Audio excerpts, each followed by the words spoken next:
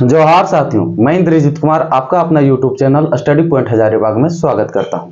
पिछले सेशन में हम लोगों ने वर्णमाला का कॉन्सेप्ट देखा था, उसकी अवधारणा को समझा था, उसके अर्थ को समझा था और उसमें कितने वर्ण होते हैं वर्णमाला में, स्वर वर्ण कितने होते हैं, व्यंजन कितने होते हैं, ये सारी बातों की मैंने चर्चा कर ली थी। आज का सेशन शुरू करने से पहले जो भी इस वीडियो पे नए हैं, चैनल को लाइक करें, सब्सक्राइब करें और बेल आइकन दबाना ना भूलें। दोस्तों चलिए शुरू करते हैं। आज का हमारा विषय है, आज का टॉपिक है संज्ञा। लेकिन उससे पहले वर्णमाला में 2-3 ऐसी बातें थी जो हम लोग ने पूरा नहीं कर पाया था, आज उसे भी कंप्लीट करेंगे।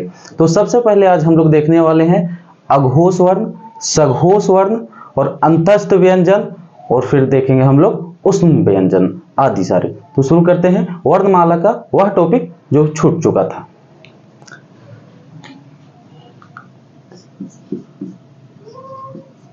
अघोष वर्ण।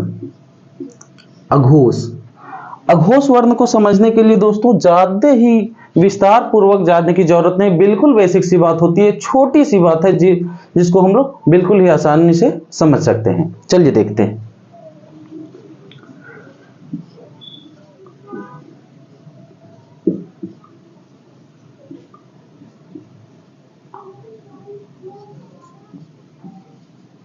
छ, ज, झ, इया, ट, ठ, ड, ढ, अणा, त, थ, द, ध और ये न, प,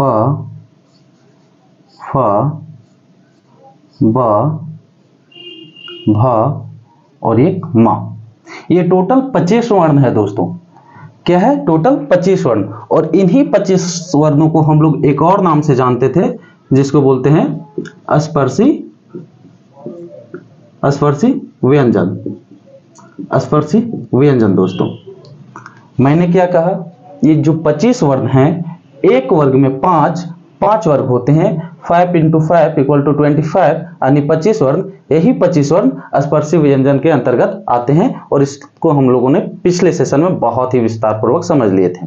अब हम लोग का आज जो पढ़ने वाले हैं वो है अघोष। तो अघोष होता क्या है उसकी बात करते हैं हम लोग दोस्तों। जैसे मैंने बताया था कि पहले वर्ग को किस नाम से जानते हैं दोस्तों? तो इसे का वर्ग बोलते हैं, का वर्ग। ठीक उसी प्रकार दूसरे वर्ग को चा वर्ग, तीसरे को टा वर्ग, चौथे को ता वर्ग और पंचम को यानी पांचवें को पा वर्ग। ये इस वर्गों में इन सारे वर्णों को विभाजित किया गया है। एक वर्ग में टोटल वर्ण होते हैं 1, 2, 3, 4 और ये 5, यानी कि एक वर्ग में 5 वर्ण। टोटल वर्ग 5 है, तो इसको हम लोग अगर कुल करेंगे तो 5 × 5 = 25, जिसको इस 25 को हम लोग कौन सा वर्ण बोलते हैं? स्पर्शी व्यंजन। स्पर्शी व्यंजन। आज हम लोग अघोष पढ़ने वाले हैं। तो अघोष की अवधारणा यह कहती है दोस्तों कि स्पर्शी व्यंजन के वह वर्ण जो पहले नंबर और दूसरे नंबर, मैंने क्या कहा? स्पर्शी व्यंजन के वह वर्ण जो पहले नंबर और दूसरे नंबर के वर्ण होते हैं वो सारे क्या कहलाते हैं? अघोष वर्ण कहलाते हैं। क्या कहलाते हैं? अघोष वर्ण या अघोष व्यंजन वर्ण कहलाते हैं दोस्तों। तो देखते हैं हम लोग पहले वर्ग में कितने हैं? 1 और 1, 2। दूसरे वर्ग में 1, 2, तीसरे में 1, 2, चौथे में 1, 2, पांचवें में 1, 2, यानी कि एक वर्ग में अघोष वर्ण की संख्या 2 और टोटल वर्ग है 5। यानी कि अगर हम कहें, ऐसा एग्जामिनर कभी कभी डायरेक्ट हमसे परीक्षक पूछ लेता है कि अघोष वर्णों की कुल संख्या कितनी है। मैंने क्या कहा? अघोष वर्ण की कुल संख्या, कुल टोटल संख्या, टोटल कितने संख्या है अघोष वर्ण के। मैंने क्या कहा? एक वर्ग में 2, टोटल वर्ग है 5, इस हिसाब से हमारा कुल होता है 10। यानी कि हम कह सकते हैं कि अघोष वर्ण की संख्या, कुल संख्या 10 होते हैं। कितने होते हैं? 10। कितनी साधारण सी भाषा में हम लोगों ने समझा कि अघोष वर्ण क्या होता है। मैंने कहा हिंदी वर्णमाला के व्यंजन वर्णों में पहले वर्ग, दूसरे वर्ग, तीसरे वर्ग, चौथे वर्ग एवं पांचवें वर्ग के पहले एवं दूसरे वर्ण क्या होते हैं? अघोष वर्ण होते हैं। क्या होते हैं? अघोष वर्ण होते हैं। पहले और दूसरे अघोष वर्ण। अब हम लोग समझते हैं सघोष वर्ण। क्या? सघोष वर्ण। दूसरा है दोस्तों सघोष वर्ण। सघोष। अघोष वर्ण में हम लोगों ने देखा कि पहले और दूसरे वर्ण, पहले वर्ग का, दूसरे वर्ग का, तीसरे वर्ग का, चौथे वर्ग का, पांचवें वर्ग का पहला और दूसरा वर्ण। अब सघोष में क्या होता है? ठीक इसी प्रकार बचे हुए तीसरे, चौथे और पांचवें, ये तीसरे, चौथे, पांचवें वर्ण जो है ये सारे सघोष कहलाते हैं। क्या कहलाते हैं? सघोष कहलाते हैं। पहला दूसरा अघोष, पहला और दूसरा अघोष, अघोष एवं बचा हुआ तीसरा, चौथा, पांचवा सघोष, सघोष। बस इतनी ही इसकी अंतर है, इतना ही दोनों में विभेद है दोस्त। पहला दूसरा अघोष, तीसरा, चौथा, पांचवा सघोष। अब हम लोग समझते हैं इससे आगे अंतस्थ व्यंजन।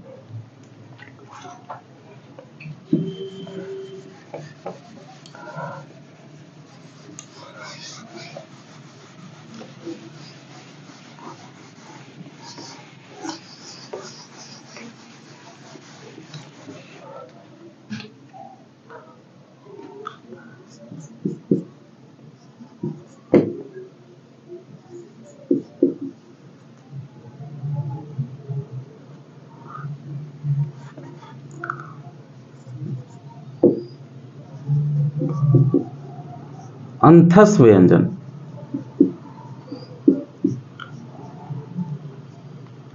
अंतस्थ व्यंजन की कुल संख्या 4 है दोस्त। कुल संख्या कितनी है? 4 है। अंतस्थ व्यंजन कितने हैं? 4। अब ये 4 कौन कौन से हैं उसे देखते हैं। अंतर्षीय, र, ल और वा, यही चारों वर्ण अंतस्थ व्यंजन कहलाते हैं दोस्तों। अंतस्थ व्यंजन अंतर्षीय, र, ल, व। अब इसे आद कैसे रखेंगे? तो इसे आद रखने का बिल्कुल ही आसान तरीका है, बिल्कुल ही आसानी पूर्वक इसे आद कर सकते हैं।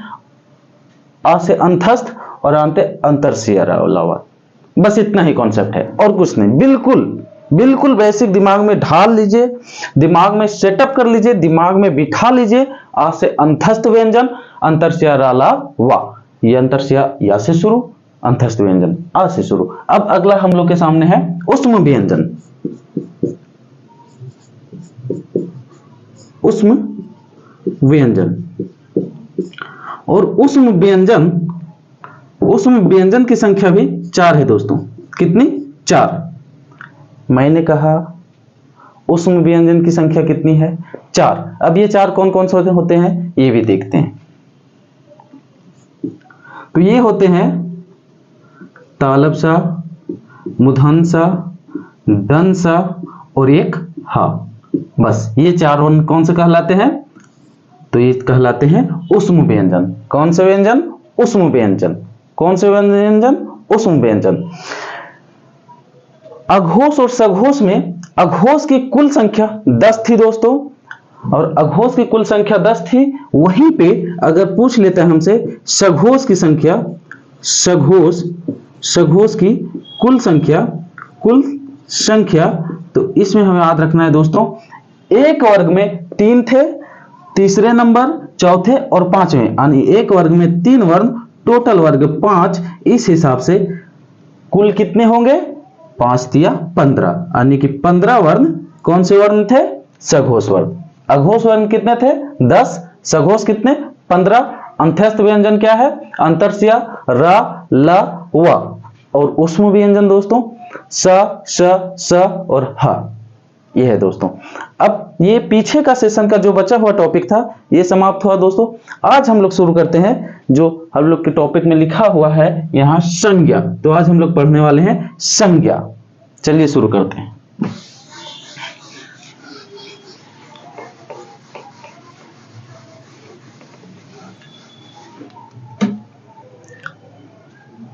संज्ञा, जैसा कि मैंने बताया था दोस्तों कि कोई भी, जब मैं विषय को फर्स्ट सेशन में क्या क्या इसमें पढ़ना है हिंदी व्याकरण में सेकेंड पेपर में, तो उस टाइम विस्तार पूर्वक समझने के समय मैंने एक बात और बताया था दोस्तों कि कोई भी टॉपिक शुरू करने से पहले सबसे पहले मैं उस टॉपिक का पहले नंबर में क्या बताऊंगा, अर्थ बताऊंगा, अर्थ।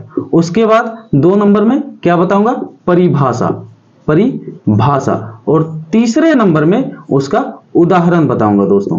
क्या बताऊंगा, उदाहरण। जितने भी संभावित उदाहरण हो सकते हैं, उदाहरण इसलिए बताया जाता है दोस्तों, मैं इसलिए बताऊंगा आपको भाइयों, ताकि उदाहरण से चीजें बहुत ही सरलता से समझ में आती है। तो चलिए शुरू करते हैं आज का हमारा टॉपिक संज्ञा। और सबसे पहले हम लोग देखने वाले हैं संज्ञा का अर्थ। संज्ञा का अर्थ, संज्ञा का अर्थ होता है दोस्तों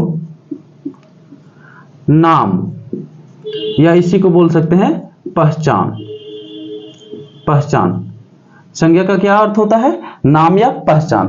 अब बोलिएगा कि कैसे सर, संज्ञा का अर्थ नाम या पहचान कैसे होता है? तो इसका बिल्कुल ही साधारण एग्जांपल है ये मेरे हाथ का मार्कर।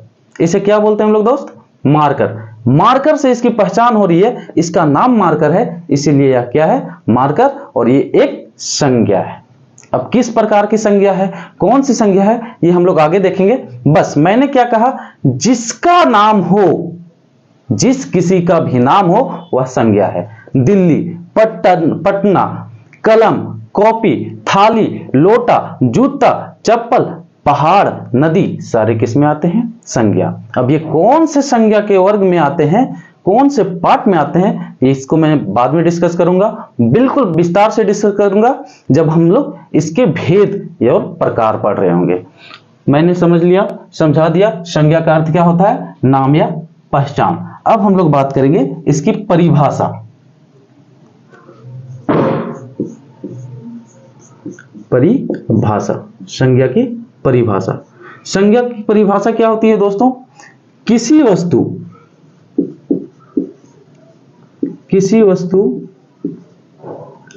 व्यक्ति,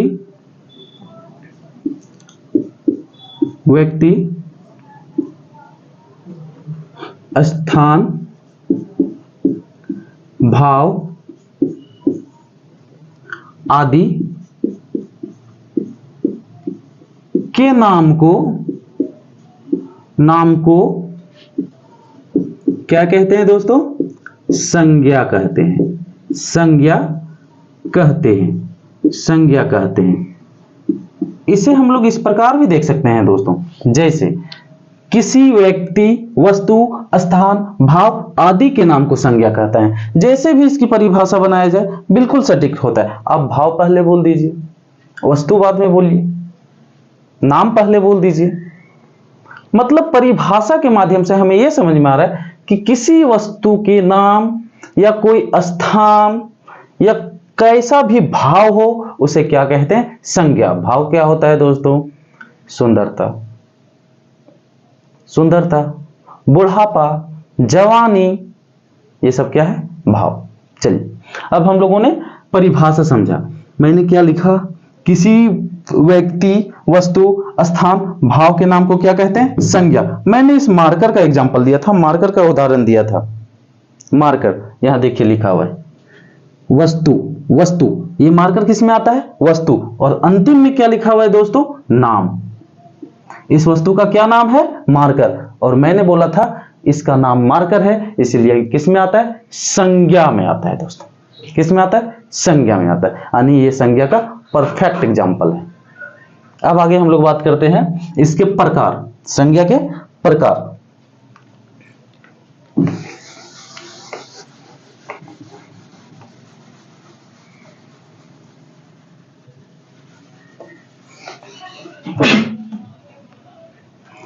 तो तो संज्ञा के कुल 5 प्रकार है दोस्तों।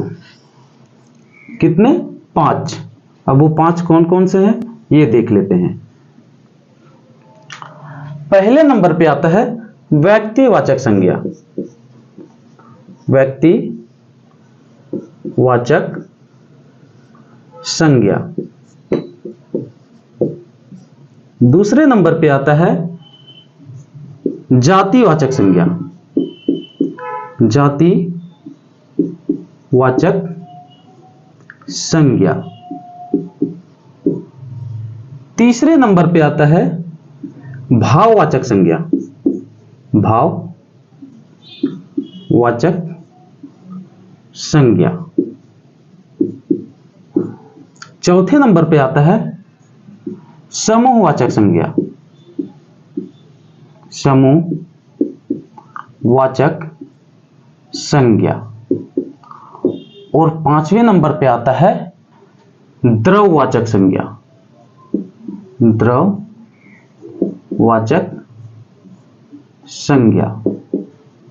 इसे हम लोग एक और नाम से जानते हैं, अन्य नाम से जानते हैं, उसे कहते हैं पदार्थवाचक संज्ञा। पदार्थवाचक संज्ञा। हम लोगों ने देखा कि संज्ञा के कितने प्रकार हैं दोस्तों? तो 5 प्रकार है। पहला व्यक्तिवाचक संज्ञा, दूसरा जातिवाचक संज्ञा, तीसरा भाववाचक संज्ञा, चौथा समूहवाचक संज्ञा और अंतिम और 5वां द्रववाचक संज्ञा, या उसी को एक और नाम से जानते हैं पदार्थवाचक संज्ञा। एग्जामिनर अब चालू हो गया है दोस्तों। क्वेश्चन इस प्रकार से भी बनाता है कि संज्ञा के कुल भेद कितने हैं?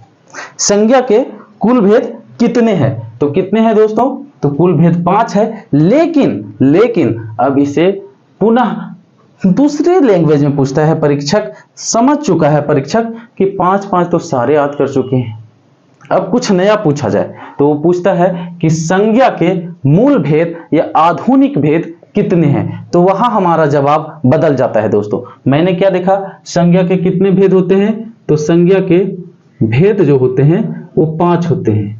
5 होते हैं जो हम लोगों ने यहां देखा। व्यक्तिवाचक संज्ञा, जातिवाचक संज्ञा, भाववाचक संज्ञा, समूहवाचक संज्ञा, द्रववाचक संज्ञा, या उसी को बोलते हैं पदार्थवाचक संज्ञा। लेकिन मैंने क्या बोला कि संज्ञा के मूल भेद या आधुनिक भेद कितने होते हैं? तो वहां जवाब हमारा क्या हो जाएगा दोस्तों?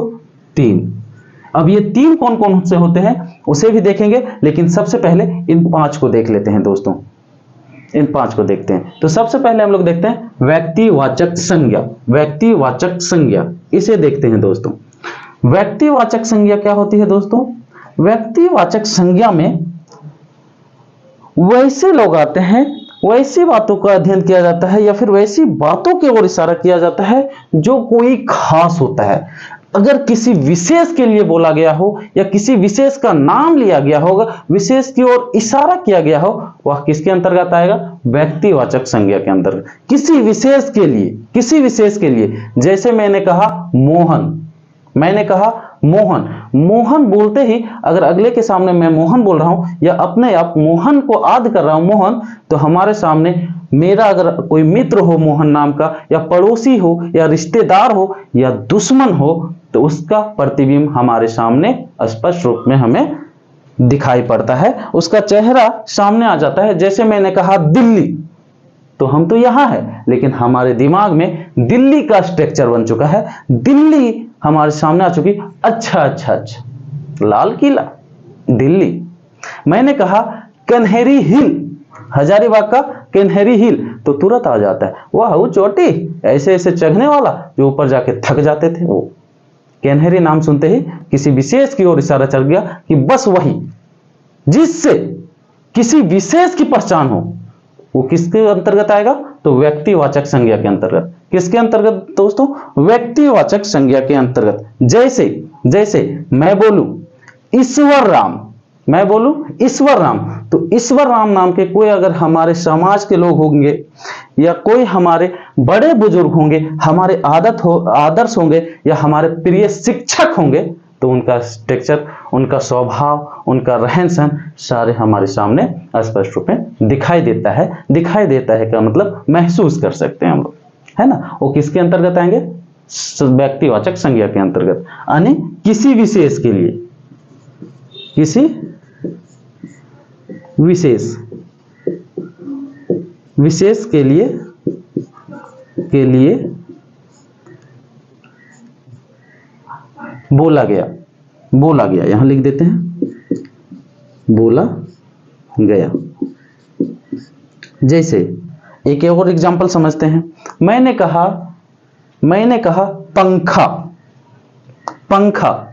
पंखा। अगर पंखा से नहीं समझ में आ रहा है दोस्तों तो और कोई मैं नाम ले लेता हूं। जैसे मैंने कहा राम, तो राम का नाम सुनते ही हमारे दिमाग में, हमारे मस्तिष्क में उस रामायण वाले राम का नाम आता जाता है कि अच्छा सीता मैया के वही राम। लक्ष्मण, राम के भाई, जो वनवास अगर राम को हुआ था तो साथ में कौन चल गए थे? लक्ष्मण, अपने राजपाट को त्याग के, अपने सारी सुविधाओं को त्याग करके, वही लक्ष्मण। यानी मैंने लक्ष्मण बोला तो उस विशेष लक्ष्मण की ओर हमारा ध्यान जाता है। वो किस में आएंगे? व्यक्तिवाचक संज्ञा। मैंने यहां लिखा है किसी विशेष के लिए बोला गया, किसी विशेष के लिए बोला गया। जैसे मैं बोलता हूं गोदान एक बहुत बड़ा उपन्यास है जिसके लेखक मुंशी प्रेमचंद है, तो मैंने बोला गोदान तो तुरंत मुंशी प्रेमचंद के लिखे हुए पुस्तक गोदान की ओर गया।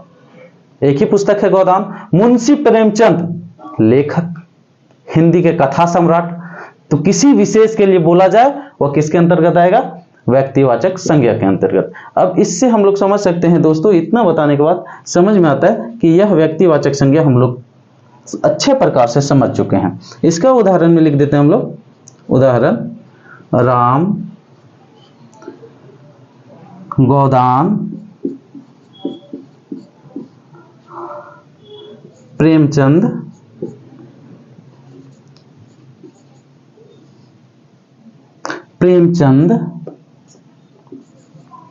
कन्हरी,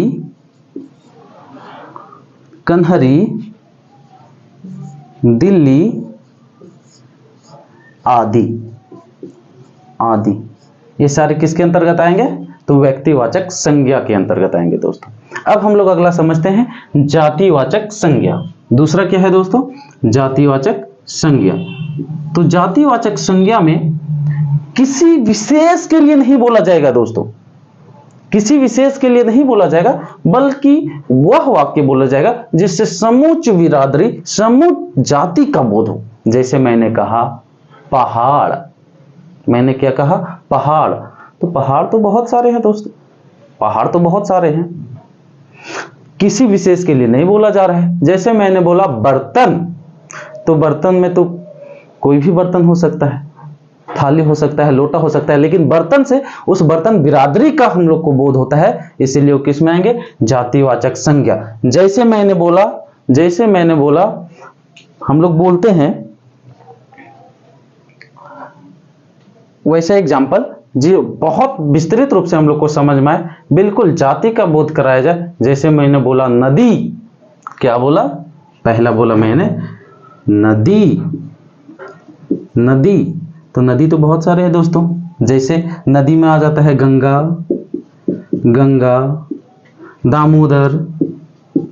दामोदर, इसी प्रकार आ जाता है। और सारे नदी हैं, जैसे हो गया ये पुनपुन नदी, भैरवी नदी। यानी इस नदी शब्द से किसी विशेष की ओर इंगित नहीं किया जा सकता है, उसमें बहुत सारे नदियां आती हैं, तो ये किसके अंतर्गत आएगा? जातिवाचक संज्ञा के अंतर्गत। इसका एक और बेहतरीन एग्जाम्पल बोल सकता हूं दोस्तों, हम लोग समझ सकते हैं दोस्तों। जातिवाचक संज्ञा के अंतर्गत आ सकता है जानवर। क्या आ सकता है दोस्तों? जानवर बोलने से समूच जानवर बिरादरी का बोध होता है, जिसमें बैल भी हो सकता है, गौ माता भी हो सकती है, बछड़ा भी हो सकता है, सारे के सारे जानवर, बकरी हो सकते हैं, शेर हो सकता है, बंदर हो सकता है, हाथी हो सकता है। ये सारे यानी कि पूरी बिरादरी का बोध कराए, वह है क्या है, जातिवाचक संज्ञा। क्या है, जातिवाचक संज्ञा। अब हम लोग समझते हैं भाववाचक संज्ञा।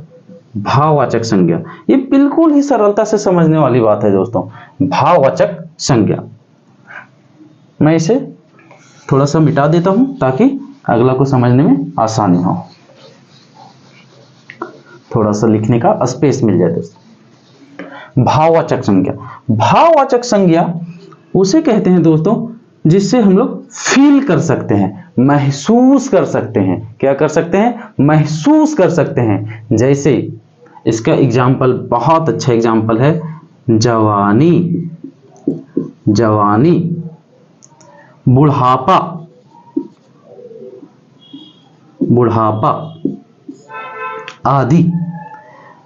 सुंदर, क्या हो सकता है दोस्तों, सुंदर, सुंदरता बोलो या सुंदर बोलो, सारी एक बात। सुंदर जैसे हो सकता है अच्छाई, अच्छाई, अगर कोई अच्छा काम करता है तो वह क्या है, उसकी अच्छाई है, गुण, जिसमें गुण समझ में आए दोस्तों, वही क्या है, भाववाचक संज्ञा। फील किया जा सकता है भाववाचक संज्ञा।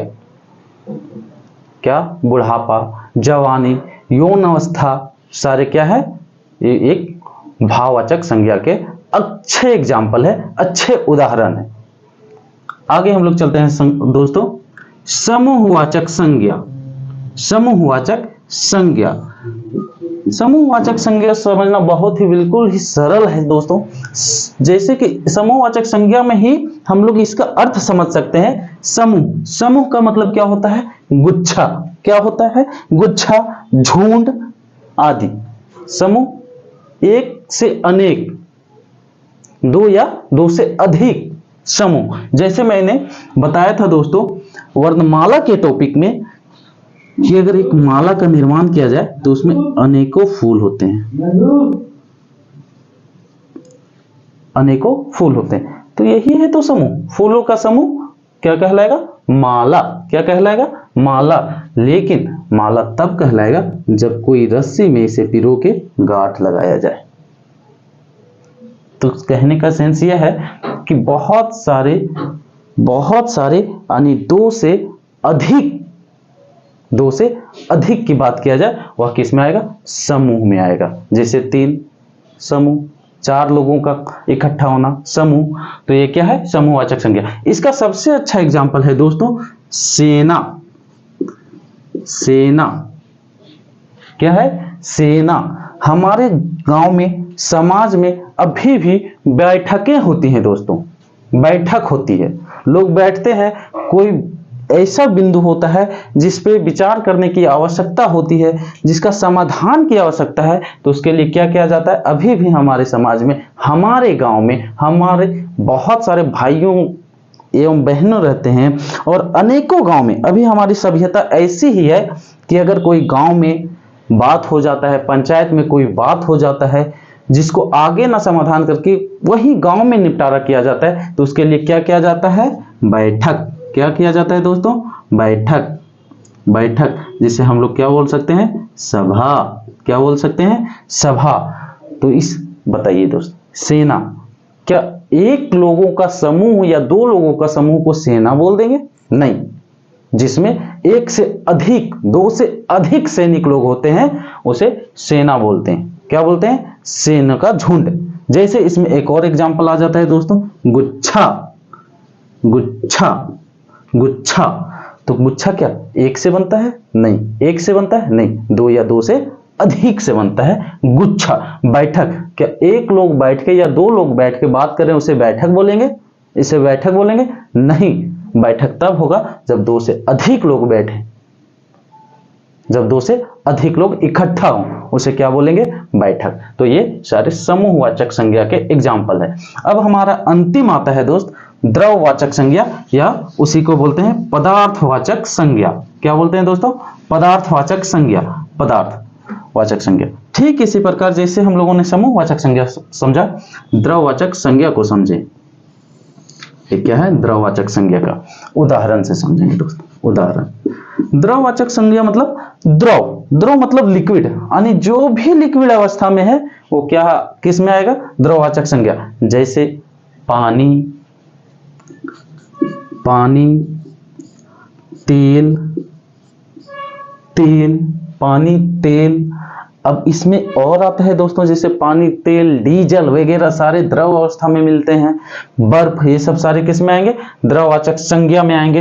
लेकिन एक और इसे जानते हैं पदार्थवाचक संज्ञा, यानी कि जितने भी पदार्थ हैं वो भी इसी में आएंगे। जैसे कौन कौन से, वह पदार्थ जैसे सोना हो गया, सोना, सोना को पिघलाया जाता है ना दोस्तों, द्रव अवस्था में किया जा सकता है, तो सोना किस में आएगा, द्रव अवस्था में। चांदी, चांदी किस में आएगा, द्रव अवस्था में। किस में आएगा, द्रव अवस्था में।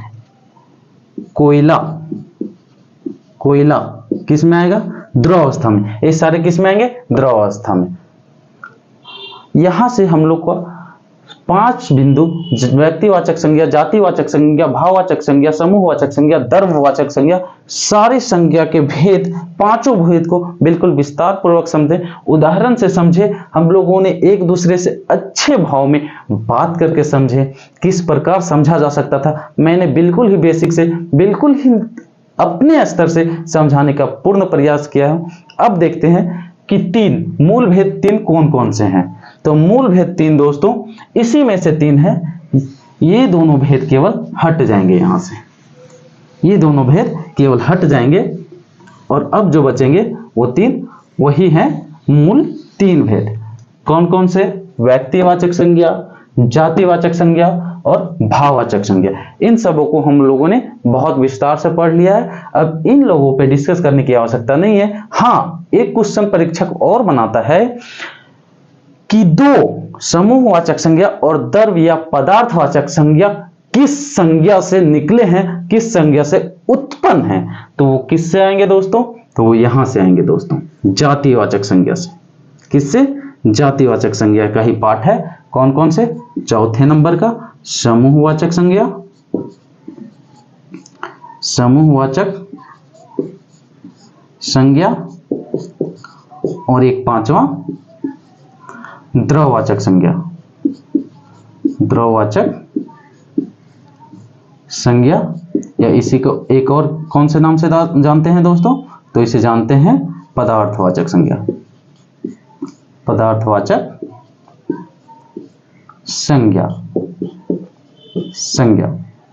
बस इससे ज्यादा परीक्षक हम लोग से कुछ पूछ ही नहीं सकता, वह क्वेश्चन इससे ज्यादा कुछ बना ही नहीं सकता, बना ही नहीं सकता, बना ही नहीं सकता। बस इतना ही बनाएगा दोस्तों। मैं आशा करता हूं कि मैंने जितने भी आज के सेशन में समझाने की कोशिश की, जितने ही व्याख्या किया, उसको आप बहुत अच्छे प्रकार से समझ चुके होंगे। एक भी कोई ऐसा कॉन्सेप्ट नहीं होगा जो आपसे छूटा होगा। और इसी प्रकार अध्ययनरत रहना है दोस्तों, चीजों को बहुत बारीकी से समझना है, ताकि जब हमारा पेपर हो तो हमसे क्वेश्चन बाहर ना जाए और हम लोग क्वेश्चन को देखते ही उसका आंसर कर सकें। मैं आशा करता हूं आज का सेशन आपको बहुत अच्छा लगा होगा दोस्तों। तो मिलते हैं फिर से नए सेशन में, अगले सेशन में, और उस सेशन में हम लोग कवर करने वाले हैं सर्वनाम टॉपिक का। तो आज के लिए थैंक यू। जय जवाहर, जय झारखंड।